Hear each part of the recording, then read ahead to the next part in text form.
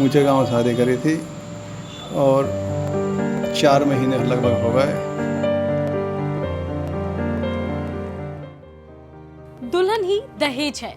अक्सर ये स्लोगन समाज में एक अच्छा मैसेज देने के लिए जगह जगह लिखे जरूर देखे होंगे, मगर ठीक उसके उलट रामपुर में दहेज से प्यार और दुल्हन को नजरअंदाज करने की घटना सामने आई है। जी हाँ, ऐसा ही कुछ मामला हुआ है उत्तर प्रदेश के जनपद रामपुर में, जहां पर नवविवाहिता को उसके पति ने त्याग दिया है, लेकिन दुल्हन पक्ष की ओर से मिले दहेज पर पूरी तरह से कब्जा जमा लिया है। जनपद रामपुर के थाना अजीम नगर क्षेत्र निवासी चंद्रपाल सिंह ने अपनी बेटी की शादी 4 महीने पहले बड़े शौक के साथ की थी और अपनी हैसियत से बढ़कर उसने दान दहेज देकर बेटी को शाहबाद थाना क्षेत्र के शिवा के साथ विवाह कर रुखसत किया था। लेकिन कुछ दिन बाद दोनों पति पत्नी के बीच अनबन शुरू हो गई। मनमुटाव का कारण जानकर चंद्रपाल सिंह के पैरों तले से जमीन खिसक गई।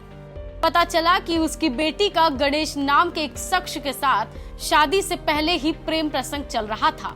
शिवा को अपनी पत्नी का किसी और के साथ प्रेम प्रसंग नागवार गुजरा, जिसके बाद वह उसे उसके प्रेमी के पास छोड़ आया। फिर यहीं से शुरू हुई मिलन, जुदाई और वफा की कहानी।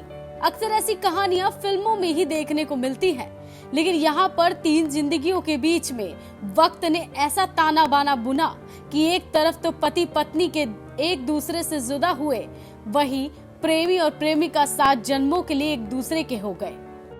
इन सब के बीच दिलचस्प बात यह है कि शिवा ने अपनी पत्नी को तो उसके प्रेमी के घर छोड़ आया, लेकिन शादी के दौरान मिला दहेज अपने कब्जे में ले लिया। चंद्रपाल इसी बात से खासा नाराज था कि समाज में उसकी बेइज्जती होने की कोई कोर कसर बाकी नहीं रही।